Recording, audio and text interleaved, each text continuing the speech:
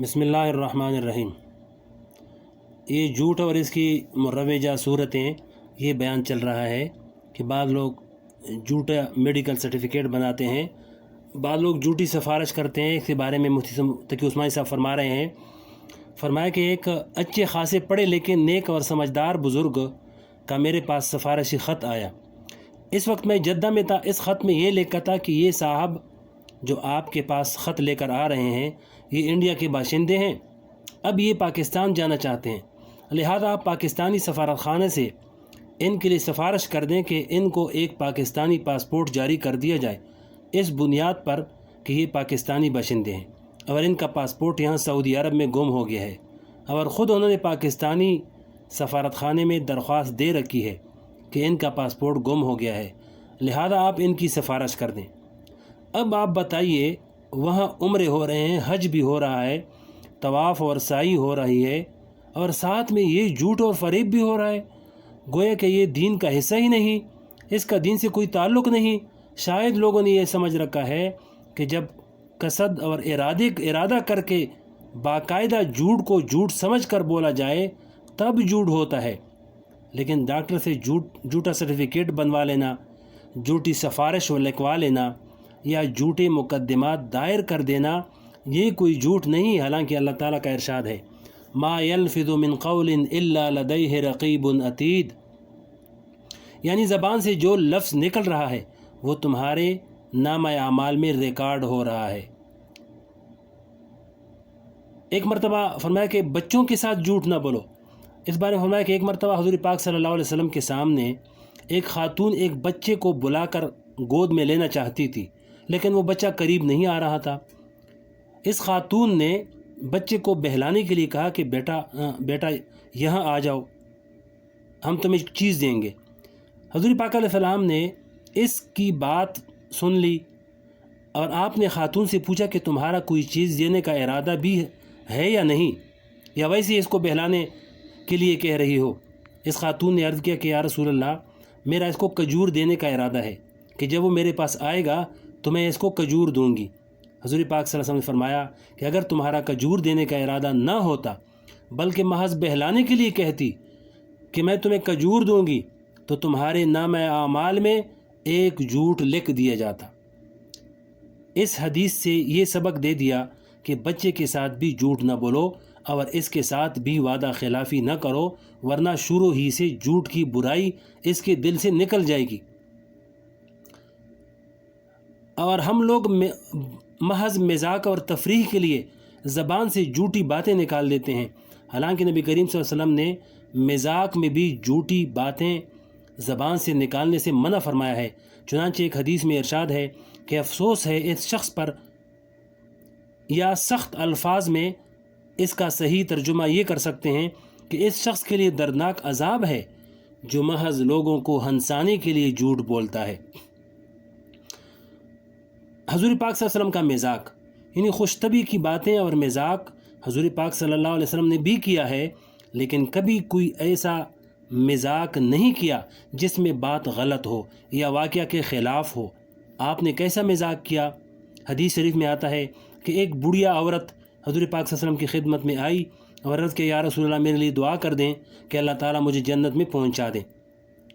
حضور پاک صلی اللہ علیہ وسلم نے فرمایا کہ کوئی بڑھیا جنت میں نہیں جائے گی، اور وہ بڑھیا رونے لگی کہ یہ تو بڑی خطرناک بات ہو گئی کہ بڑھیا جنت میں نہیں جائے گی۔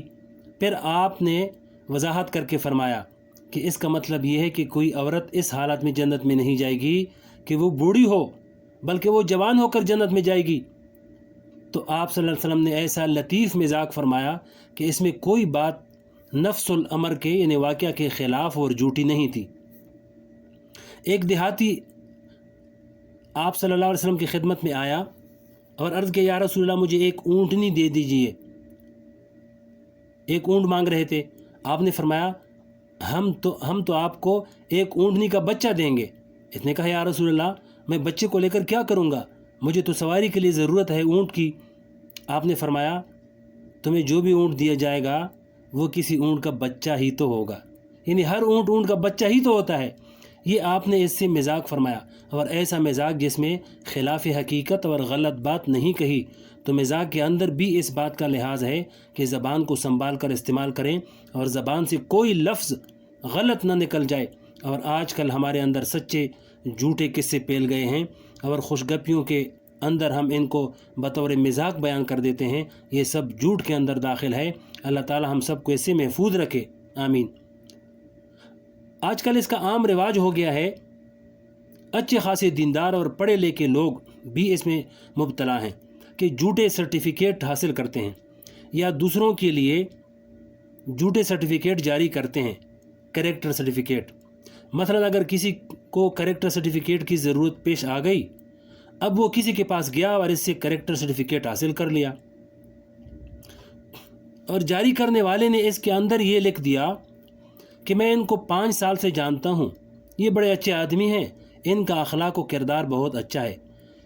کسی کے حاشیہ و خیال میں یہ بات نہیں آتی کہ ہم یہ ناجائز کام کر رہے ہیں، بلکہ وہ یہ سمجھتے ہیں کہ ہم نیک کام کر رہے ہیں، اس لیے کہ یہ ضرورت مند تھا، ہم نے اس کی ضرورت پوری کر دی، اس کا کام کر دیا، یہ تو باعث ثواب کا کام ہے۔ حالانکہ اگر آپ اس کے کریکٹر سے واقف نہیں ہیں تو آپ کے لیے ایسا سرٹیفکیٹ جاری کرنا ناجائز ہے۔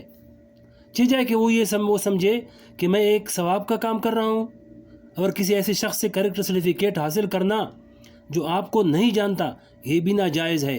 گویا کہ سرٹیفکیٹ لینے والا بھی گناہ گار ہوگا اور دینے والا بھی گناہ گار ہوگا۔ حضرت فاروق اعظم رضی اللہ کے سامنے ایک شخص نے کسی تیسرے شخص کا تذکرہ کرتے ہوئے کہا کہ حضرت وہ تو بڑا اچھا آدمی ہے۔ حضرت عمر فاروق رضی اللہ نے فرمایا کہ تم جو یہ کہہ رہے ہو کہ فلاں شخص بڑے اچھے اخلاق اور کردار کا آدمی ہے، اچھا آدمی ہے، یہ بتاؤ کہ کیا کبھی تمہارا اس کے ساتھ لین دین کا معاملہ پیش آیا ہے؟ اس نے جواب دیا کہ نہیں، لین دین کا معاملہ تو کبھی پیش نہیں آیا۔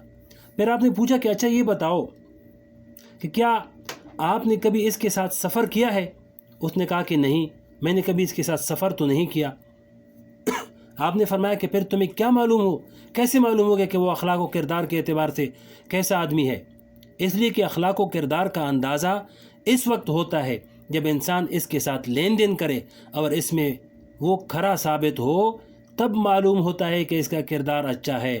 اور اس کے اخلاق معلوم ہونے کا دوسرا راستہ یہ ہے کہ اس کے ساتھ سفر کرے، اس لیے کہ سفر کے اندر انسان اچھی طرح کھل کر سامنے آ جاتا ہے، اس کے اخلاق، اس کا کردار، اس کے حالات، اس کے جذبات، اس کے خیالات، یہ ساری چیزیں سفر میں ظاہر ہو جاتی ہیں۔ لہذا اگر تم نے اس کے ساتھ کوئی لین دین کا معاملہ بھی نہیں کیا ہے، یا لین دین کا معاملہ بھی کیا ہوتا، یا اس کا کوئی سفر کیا ہوتا، تب تو بے شک یہ کہنا آپ کے لیے درست تھا کہ وہ اچھا آدمی ہے۔ لیکن جب آپ نے اس کے ساتھ نہ تو معاملہ کیا ہے، نہ اس کے ساتھ سفر کیا ہے، تو اس کا مطلب یہ ہے کہ تم اس کو جانتے نہیں ہو، اور جب تم نہیں جانتے ہو ان کو تو پھر خاموش رہو، نہ برا کہو اور نہ اچھا کہو، اور اگر کوئی شخص اس کے بارے میں پوچھے تو تم اس حد تک بتا دو جتنا تمہیں معلوم ہے۔ مثلا یہ کہہ دو کہ بھائی مسجد میں نماز پڑھتی ہوئی تو میں نے دیکھا ہے، باقی آگے کے حالات مجھے معلوم نہیں ہیں۔ قرآن کریم کا ارشاد ہے، یاد رکھیے یہ سرٹیفکیٹ اور یہ تصدیق نامہ شرعاً ایک گواہی ہے، اور جو شخص اس سرٹیفکیٹ پر دستخط کر رہا ہے وہ حقیقت میں گواہی دے رہا ہے، اور اس آیت کی روح سے گواہی دینا اس وقت جائز ہے جب آدمی کو اس بات کا علم ہو اور یقین سے جانتا ہو کہ یہ واقعہ میں ایسا ہے، تب انسان گواہی دے سکتا ہے، اس کے بغیر انسان گواہی نہیں دے سکتا۔ آج کل ہوتا یہ ہے کہ آپ کو اس کے بارے میں کچھ معلوم نہیں، لیکن آپ نے کریکٹر سرٹیفکیٹ جاری کر دیا، تو یہ جھوٹی گواہی کا گناہ ہوا، اور جھوٹی گواہی اتنی بری چیز ہے کہ حدیث میں نبی کریم صلی اللہ علیہ وسلم نے اس کو شرک کے ساتھ ملا کر ذکر فرمایا ہے۔ حدیث شریف میں آتا ہے کہ ایک مرتبہ حضور پاک صلی اللہ علیہ وسلم ٹیک لگائے ہوئے بیٹھے تھے، صحابہ کرام سے فرمایا کہ کیا میں تم کو بتاؤں کہ بڑے بڑے گناہ کون کون سے ہیں؟ صحابہ کرام نے عرض کیا کہ یا رسول اللہ ضرور بتائیے۔ آپ نے فرمایا کہ بڑے گناہ یہ ہیں کہ اللہ کے ساتھ کسی کو شریک ٹھہرانا، والدین کی نافرمانی کرنا۔ اس وقت تک آپ ٹیک لگائے ہوئے بیٹھے تھے، پھر آپ سیدھے ہو کر بیٹھ گئے، اور پھر فرمایا کہ جھوٹی گواہی دینا، اور اس جملے کو 3 مرتبہ دہرایا۔ اب آپ اس سے اس کی شناعت کا اندازہ لگائیں کہ ایک طرف تو آپ نے اس کو شرک کے ساتھ ملا کر ذکر فرمایا، دوسری یہ کہ اس کو 3 مرتبہ ان الفاظ کو اس طرح دہرایا کہ پہلے آپ ٹیک لگائے ہوئے بیٹھے تھے، پھر اس کے بیان کے وقت سیدھے ہو کر بیٹھ گئے، اور خود قرآن کریم نے بھی اس کو شرک کے ساتھ ملا کر ذکر فرمایا ہے۔ چنانچہ فرمایا ہے یعنی تم بت پرستی کی گندگی سے بھی بچو اور جھوٹی بات سے بچو۔ اس سے معلوم ہوا کہ جھوٹی بات اور جھوٹی گواہی کتنی خطرناک چیز ہے۔ تو اللہ ہمیں ان سے بچائے۔